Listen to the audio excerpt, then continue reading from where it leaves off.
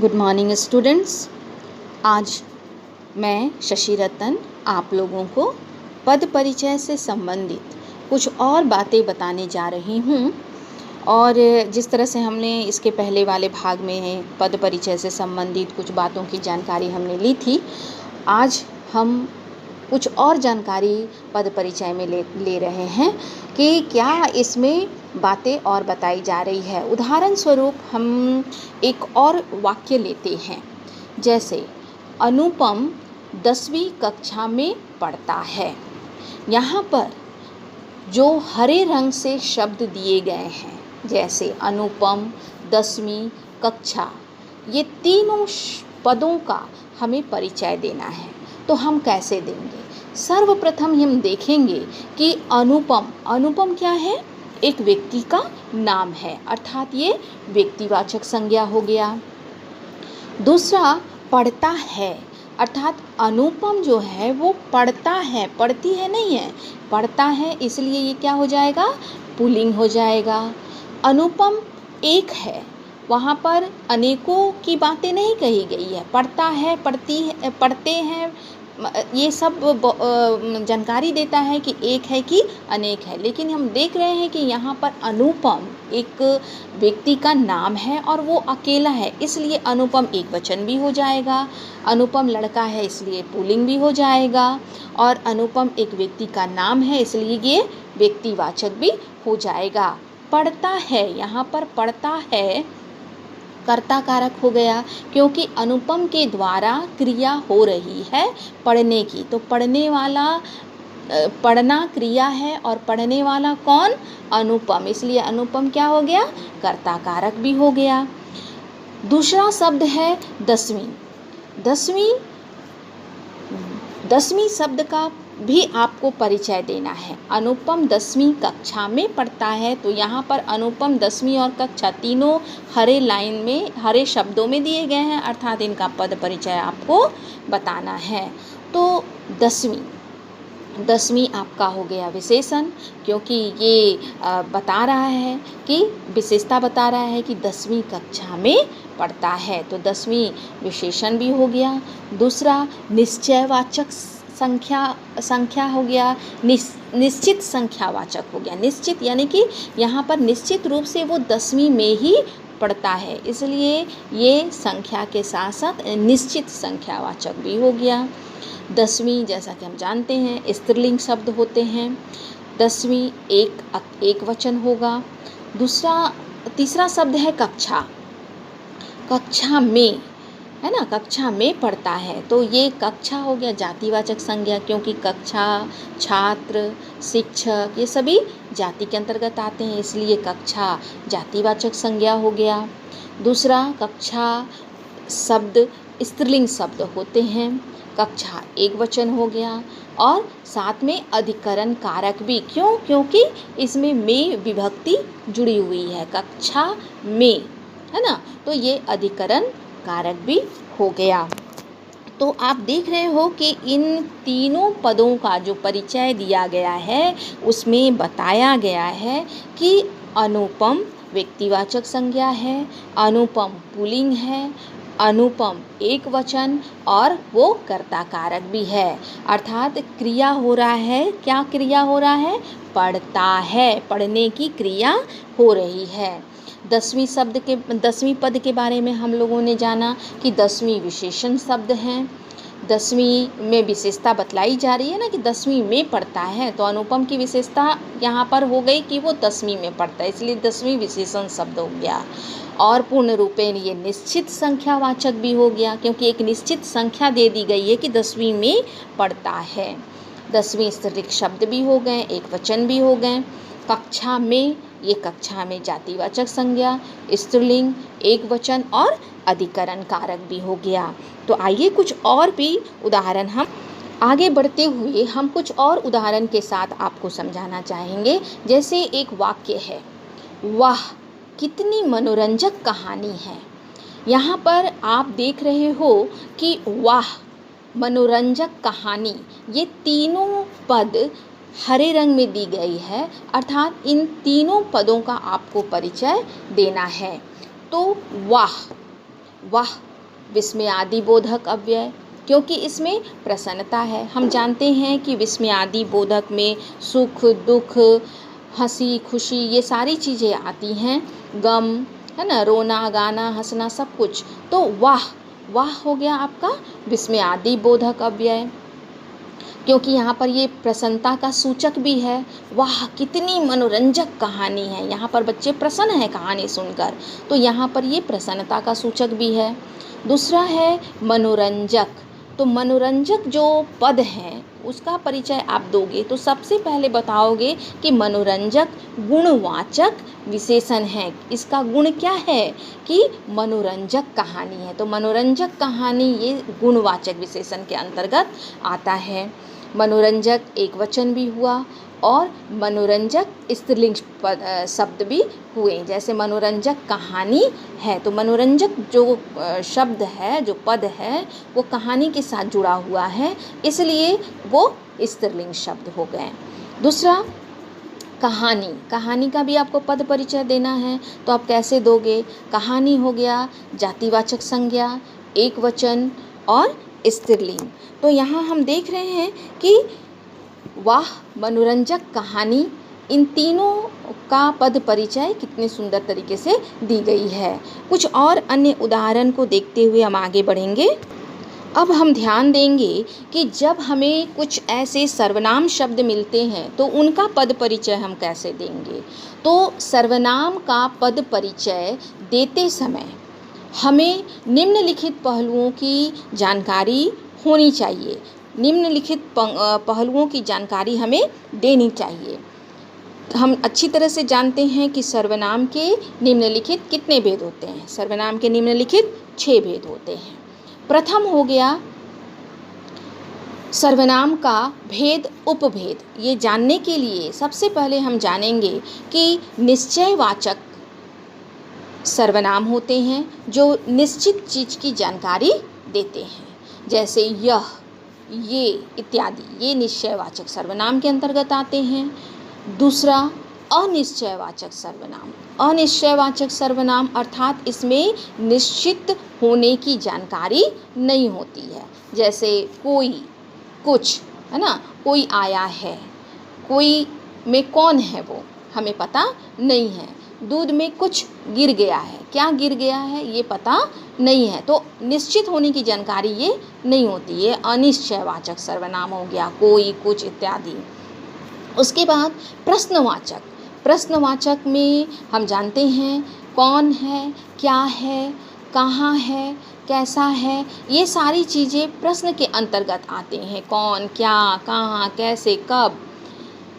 उसके बाद आता है संबंधवाचक, संबंधवाचक अर्थात एक दूसरे के साथ संबंध स्थापित करना, एक शब्द का दूसरे शब्द के साथ जहाँ संबंध स्थापित किया जाता है वो संबंधवाचक कहलाता है, जैसे जो, सो, जैसे, जिसकी, जैसे बोलते हैं ना, जिसकी लाठी उसकी भैंस, तो भैंस और लाठी का संबंध जिसकी और उसकी से बतलाया जाता है ना। तो इस तरह से सर्वनाम में, सर्वनाम के जब कुछ शब्द आ जाएंगे और उनका पद परिचय देना होगा तो हम किस तरह से देंगे, ये हम आपको एक उदाहरण के अंतर्गत समझा रहे हैं। उसके बाद निजवाचक सर्वनाम, निजवाचक सर्वनाम क्या है?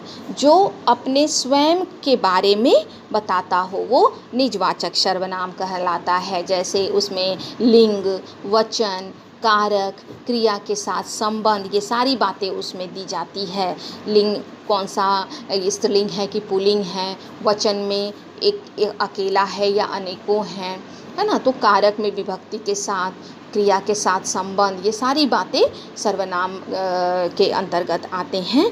और हम अब उदाहरण के माध्यम से ये जानेंगे कि हम सर्वनाम शब्दों का पद परिचय कैसे दे सकते हैं। जैसे एक उदाहरण है, गोलू ने उसे बहुत मारा। आप देख रहे हो कि उसे जो शब्द दिया हुआ है ये सर्वनामिक शब्द है, सर्वनाम का शब्द है और उसे ग्रीन लाइन में दिया गया है, अर्थात हमें उसे शब्द का ही पद परिचय देना है। गोलू ने उसे बहुत मारा, उसे पुरुषवाचक सर्वनाम है। अन्य पुरुष है, उभयलिंग है, एक वचन है और कर्म कारक है। मारा, मारा अर्थात यहाँ पर क्रिया का कर्म हो रहा है। तो आप देखते हो उसे पुरुषवाचक सर्वनाम, सर्वनाम के पुरुषवाचक सर्वनाम के निम्नलिखित 3 भेद होते हैं, उत्तम पुरुष, मध्यम पुरुष, अन्य पुरुष के अंतर्गत। तो गोलू ने उसे मारा, उसे मारा अर्थात ये पुरुषवाचक सर्वनाम हो गया। यहाँ पर ये एक वचन भी है, ये भी दिखा रहा है।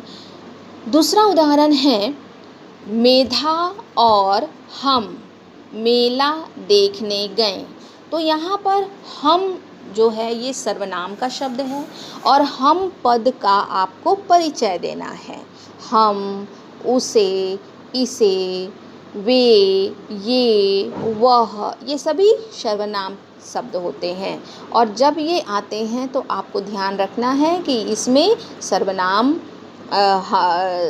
से ही संबंधित पद परिचय आपको देने हैं। जैसे हम पुरुषवाचक सर्वनाम हो गया। पुरुषवाचक में ये क्या है? उत्तम पुरुष है, क्योंकि मेघा और हम, वो स्वयं बोल रहा है। पुरुषवाचक सर्वनाम क्या कहता है? बोलने वाला। पुरुषवाचक सर्वनाम में बोलने वाला सुनने वाले को किसी अन्य के बारे में बातें कर रहा हो, उसे हम क्या कहते हैं? पुरुषवाचक सर्वनाम कहते हैं। तो यहाँ पर पुरुषवाचक सर्वनाम में ये उत्तम पुरुष हो गया, क्योंकि उत्तम पुरुष बोलने वाला, मध्यम पुरुष सुनने वाला और अन्य अर्थात अन्य पुरुष जिसके बारे में बातें की जाती है। तो हम जो है वो पुरुषवाचक सर्वनाम हो गया और वो भी उत्तम पुरुष, क्योंकि मेधा और हम बोलने वाला स्वयं बोल रहा है ना, तो वो उत्तम पुरुष हो गया। पुल्लिंग हो गया। पुल्लिंग अर्थात मेधा और हम, यहाँ पर एक लड़की मेधा है और हम एक लड़का, अर्थात वो पुल्लिंग हो गया शब्द हम, पुल्लिंग। बहुवचन, हम, मैं नहीं है, यहाँ पर हम है, इसलिए हम जो शब्द है वो बहुवचन शब्द आते हैं। लेकिन देखोगे कि कभी कभी लोग बोलते हैं जो अपने आप को सेल्फ रिस्पेक्ट देते हैं, वो बोलते हैं हम मेला देखने जा रहे हैं, जबकि शुद्ध वाक्य है मैं मेला देखने जा रहा हूँ या जा रही हूँ। तो यहाँ पर अगर हम अपने आप को रिस्पेक्ट देते हैं तो मैं का प्रयोग नहीं करके हम क्या करते हैं? हम का प्रयोग करते हैं। एक अकेला अपने हम का भी प्रयोग करता है। तो हम जो हैं ये तो बहुवचन शब्द होते हैं, है ना। तो हम बहुवचन हो गया, कर्ता कारक हो गया, देखना क्रिया हो गया, अर्थात हम देखने जा रहे हैं, मेला देखने जा रहे हैं, अर्थात कर्ता के द्वारा वहाँ क्रिया होगी, है ना, देखने की। तो इस तरह से हमने देखा इस उदाहरण के माध्यम से कि उसे और हम, ये जो सर्वनाम के शब्द वाक्य में आए हैं, ये जो सर्वनाम के पद हैं, इनका परिचय हमको कैसे देना है। कुछ और भी उदाहरण के माध्यम से मैं आपको और समझाती हूँ। जैसे यह उनका घर है, यहाँ पर आप देख रहे हो यह उनका हरे रंग में दिया हुआ है, अर्थात इन दोनों पदों का परिचय देना है। यह उनका घर है, तो यह जो शब्द है वो सार्वनामिक विशेषण है। क्यों? क्योंकि वो उसकी विशेषता बतला रहा है कि यह उनका घर है, यानी सब में जो ये घर है, यह घर है, वो उनका है, अर्थात यहाँ पर उस घर की विशेषता बतला रहा है ना, इसलिए यह जो है वो सार्वनामिक विशेषण हो गया, एक वचन हो गया। क्या? क्योंकि वहाँ पर सिर्फ एक के बारे में ही बातें की जा रही है, इसलिए ये एक वचन हो गया। दूसरा, ये पुल्लिंग है ना, यह पुल्लिंग शब्द हो गया, घर है पुल्लिंग। दूसरा विशेष्य, ये शब्द, ये पद जो है ये विशेष्य, घर, घर क्या है? ये विशेष्य भी हो गया, है ना। यह जो है यह विशेष्य हो गया, क्यों? उस घर का, ठीक है। दूसरा है उनका, उनका जो पद है वो है पुरुषवाचक सर्वनाम, बहुवचन, संबंध कारक, अन्य पुरुष और कर्ता कारक। तो हम लोग देख रहे हैं कि किस तरह से उनका पद में पुरुषवाचक सर्वनाम भी आया है, उनका घर है, बहुवचन उनका जो शब्द होता है ना वो बहुवचन शब्द होते हैं। संबंध बतला रहा है, यह घर उनका है, यहाँ पर संबंध स्थापित हो रहा है।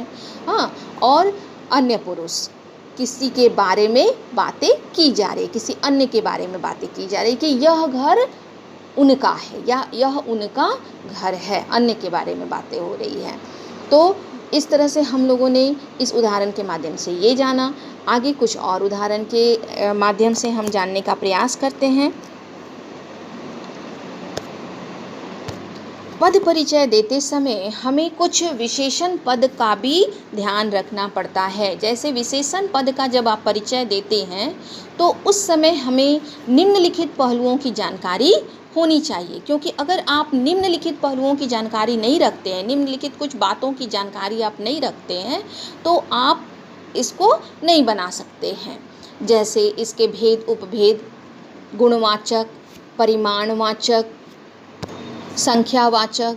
तो जैसे गुणवाचक में हम जानते हैं कि उसके गुण, दोष, है ना, ये सारे रंग, रूप, मीठा, खट्टा, ये सारे गुण वाचक के अंतर्गत आते हैं। इसकी जानकारी हम देते हैं गुणवाचक के अंतर्गत।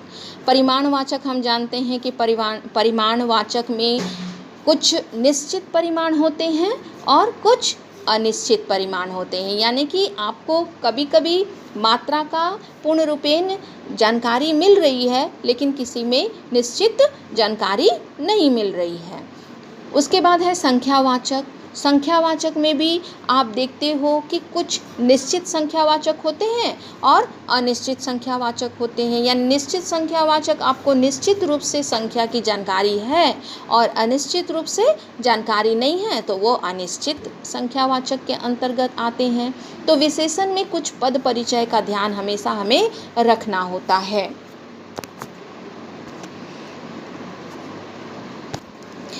अगला है संकेतवाचक अथवा सार्वनामिक। संकेतवाचक अर्थात हमें संकेत मिलता है। सार्वनामिक जो सर्वनाम शब्द से संबंधित होते हैं, इसके अंतर्गत आते हैं लिंग, वचन, कारक, विशेष्य, ये सारी चीज़ों की जानकारी हमें मिलेगी। तो संकेतवाचक क्या है और सार्वनामिक क्या है, हम कुछ उदाहरण के अंतर्गत जानेंगे। जैसे रमन पहली कक्षा में पढ़ता है। आप देख रहे हो रमन यहाँ पर एक लड़का है, पहली यहाँ पर पहली कक्षा में पढ़ता है। आपको पहली शब्द जो पहली पद है उसका परिचय देना है। तो पहली का पद परिचय देते हुए सबसे पहले हम जानेंगे कि ये संख्यावाचक विशेषण है। पहली, दूसरी, तीसरी, ये क्या है, ये संख्या की जानकारी दे रहा है, इसलिए ये संख्यावाचक विशेषण है। और साथ ही साथ ये निश्चित संख्यावाचक है। निश्चित यानी कि निश्चित रूप से जानकारी दी जा रही है, इसलिए ये निश्चित संख्यावाचक है। दूसरा पहली, पहला नहीं है, पहली अर्थात इसलिए ये क्या हो गया, स्त्रीलिंग हो गया। पहली कक्षा में पढ़ता है, पहली एक वचन के अंतर्गत है। अधिकरण कारक है। अधिकरण कारक इसलिए है क्योंकि इसमें कक्षा में जो है वो अधिकरण कारक की विभक्ति है। और कक्षा क्या है, यहाँ पर विशेषण शब्द है। तो यहाँ पर रमन पहली कक्षा में पढ़ता है। पहली संख्यावाचक विशेषण, निश्चित संख्यावाचक विशेषण, स्त्रीलिंग, एक वचन, अधिकरण कारक। दूसरा कुछ अन्य उदाहरण है, जैसे यह पुस्तक मोहन की है। यहाँ पर यह जो हरे शब्द से प्रयोग किए गए हैं, इनका पद परिचय आपको देना है। तो यह सार्वनामिक विशेषण। दूसरा, क्योंकि हम लोग जानते हैं जो सर्वनाम की विशेषता बतलाता है वो सार्वनामिक विशेषण कहलाता है। तो यह सार्वनामिक विशेषण है। यह स्त्रीलिंग शब्द है। यह एक वचन है। और पुस्तक का यहाँ पर विशेषण हो रहा है। पुस्तक का विशेषण शब्द है। जैसे रमन पहली कक्षा में पढ़ता है, तो यहाँ पर पुस्तक जो है वो विशेषण शब्द हो गया। क्यों? क्योंकि पढ़ा किससे जा रहा है? पुस्तक से। यानी कि पढ़ने की विशेषता है कि वो पुस्तक से पढ़ रहा है। ये विशेषण शब्द है पुस्तक का। तो कुछ आगे बढ़ते हुए कुछ और जानेंगे हम। मेरा भाई डॉक्टर है। यहाँ पर देखिए आप, यहाँ पर एक और उदाहरण लेकर आई हूँ मैं। मेरा भाई डॉक्टर है। डॉक्टर शब्द का आपको, डॉक्टर पद का आपको पद परिचय देना है। तो डॉक्टर गुणवाचक, क्योंकि हम लोग जानते हैं डॉक्टर स्त्रीलिंग में भी आते हैं, पुल्लिंग में भी आते हैं। डॉक्टर एक वचन के लिए भी आते हैं, डॉक्टर बहुवचन के लिए भी आते हैं, क्योंकि डॉक्टर जो होते हैं वो मेरा भाई डॉक्टर है।